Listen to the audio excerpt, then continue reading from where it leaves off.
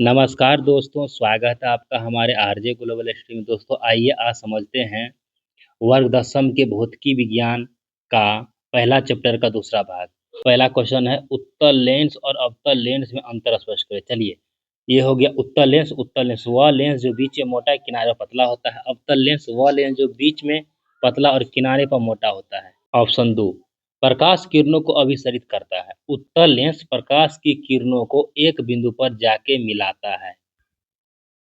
प्रकाश किरणों को एक बिंदु से अपसारित करता है, यानी एक बिंदु से फैलाता है चारों ओर।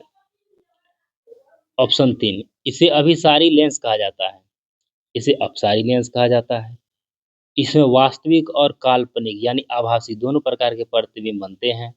इसमें केवल आभासी प्रतिबिंब बनते हैं।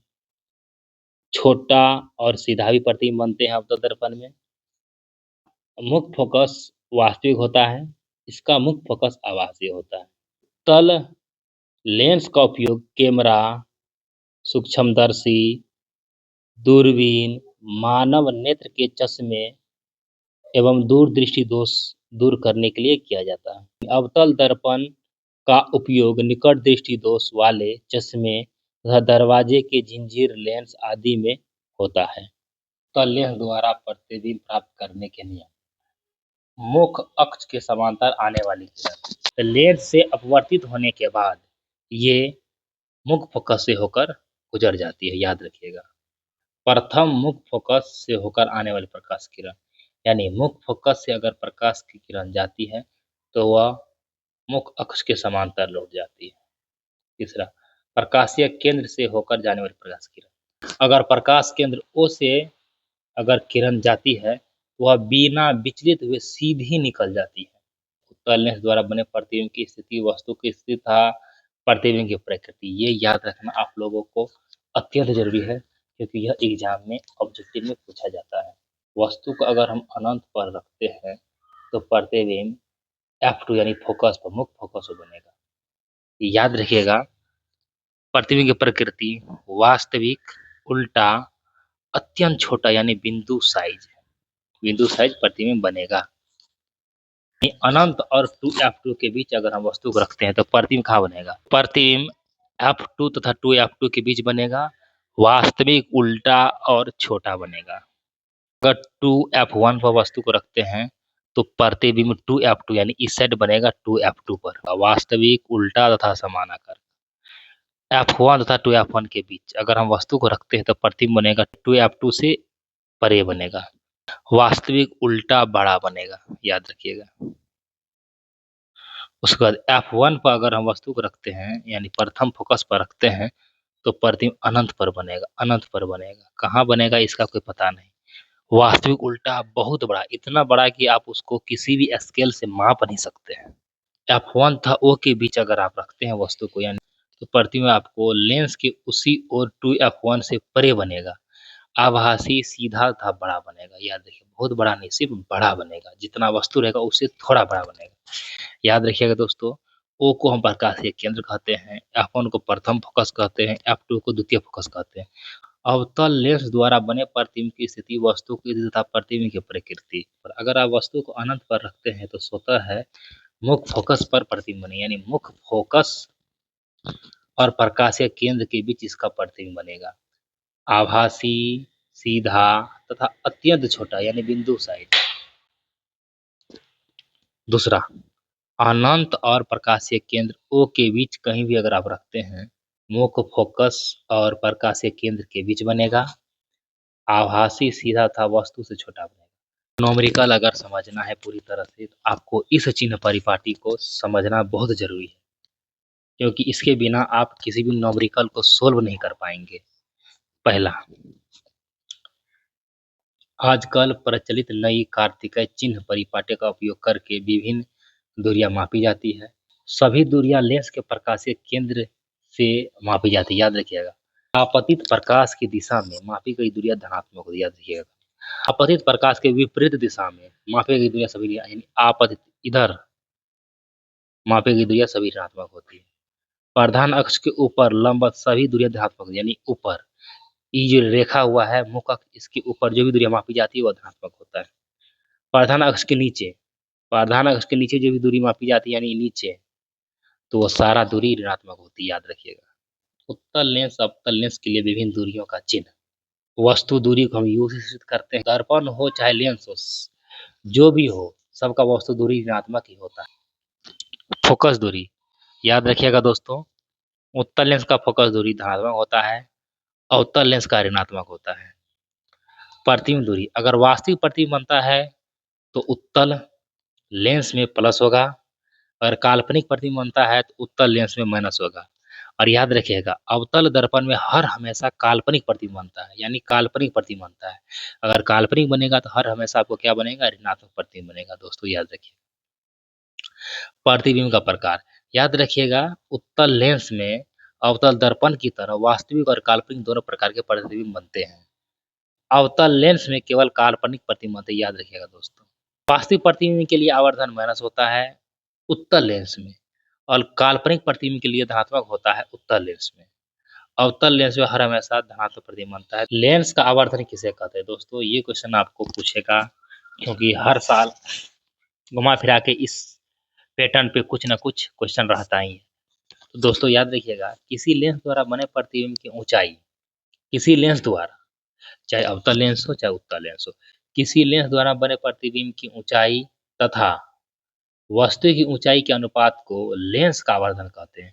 याद रखिएगा दोस्तों, लेंस में m बराबर h डैश बटे h और क्या v बटे u सूत्र होता है, याद रखिएगा। m को हम आवर्धन कहते हैं, h डैश को प्रतिबिंब की ऊंचाई, h को वस्तु की ऊंचाई, v को प्रतिबिंब दूरी, u को वस्तु दूरी कहते हैं, याद रखिएगा। आवर्धन का कोई इकाई नहीं होता है। जैसे लेंस की क्षमता का ऐसे मात्रा डायोप्टर होता है, इसी प्रकार लेंस का कोई इकाई नहीं होता है, यह विमाहीन होता है। उत्तल लेंस वास्तविक तथा काल्पनिक दोनों प्रकार के प्रतिबिंब बनाते हैं, यानी अवतल दर्पण की तरह प्रतिबिंब बनाते हैं, जबकि अवतल लेंस हमेशा काल्पनिक प्रतिबिंब बनाते हैं।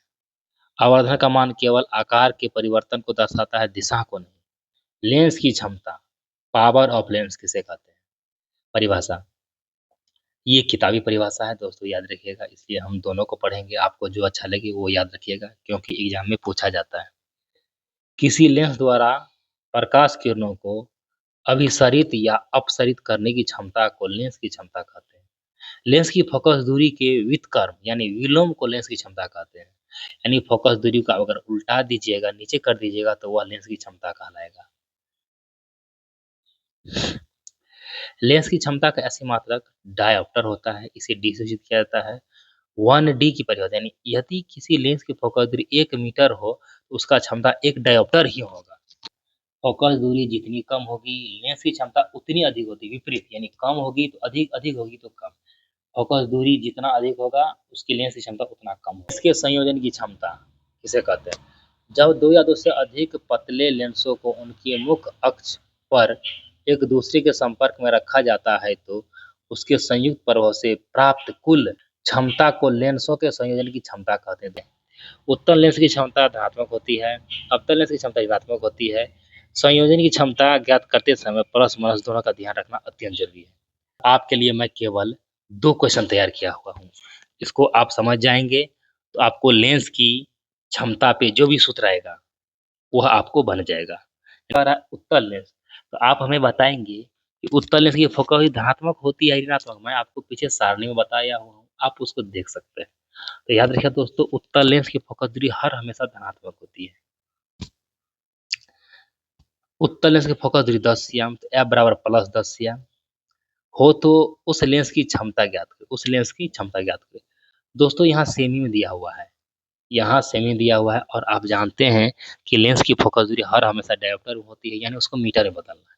बराबर 10 सेमी है, इसको हम मीटर में बदलेंगे तो 100 से भाग देंगे तो 0.1 मीटर हो जाएगा। सोल्व करते हैं, पी बराबर सूत्र होता है 1/f, 1/f 1, और f का मान हमको भी मिल गया 1.10। इसको अगर हम सोल्व करेंगे तो इसका पॉइंट उड़ाएगा, पॉइंट उड़ाने के बाद पॉइंट के बाद जितना अक्षर होता है उतना ऊपर एक जीरो आता है, तो 1 से 10 में भाग लगाएंगे तो हमको 10D, यानी लेंस की क्षमता का ऐसे मात्रा डायोप्टर होता है, इसलिए इसका इकाई लगाना अत्यंत जरूरी है। अगर आप डी नहीं लगाते हैं तो आपको क्वेश्चन बनाने के बाद भी आपको नंबर नहीं मिलेगा। तो लेंस की क्षमता क्या समझ 10 डबल डायप्टर हो गया।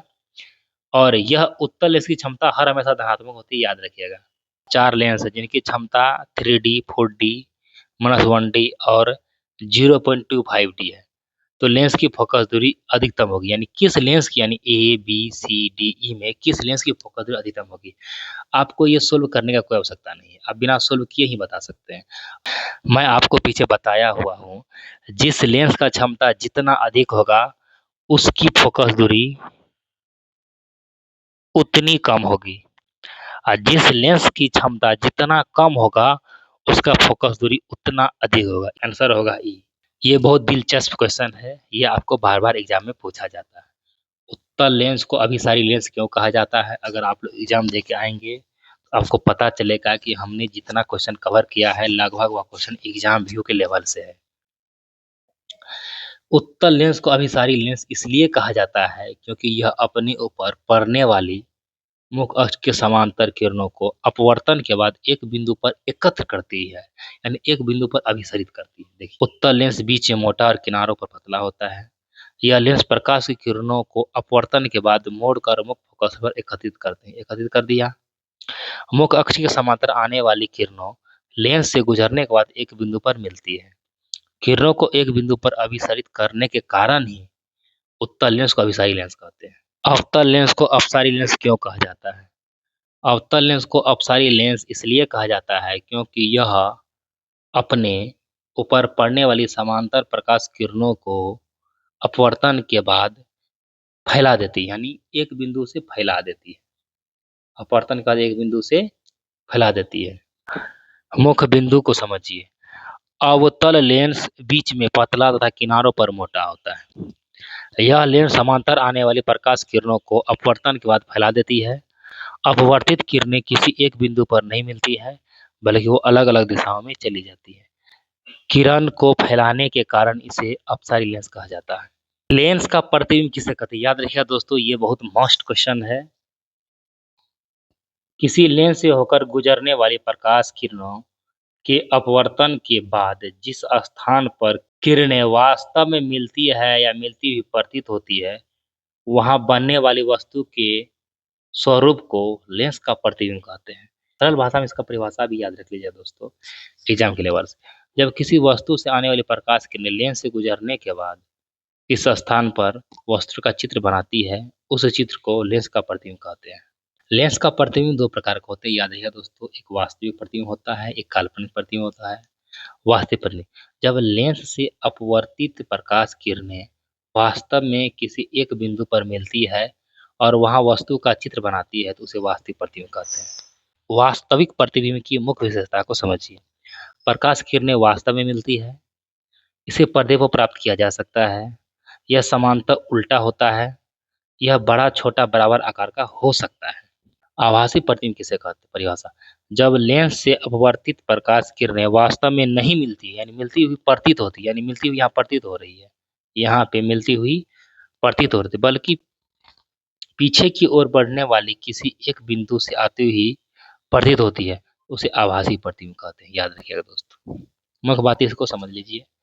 प्रकाश किरणें वास्तव में नहीं मिलती है, यानी आभासी प्रतिबिंब वास्तव में नहीं मिलती है, इसे पर्दे पर प्राप्त नहीं किया जा सकता है, यह समांतर सीधा होता है, यह समांतर छोटा होता है।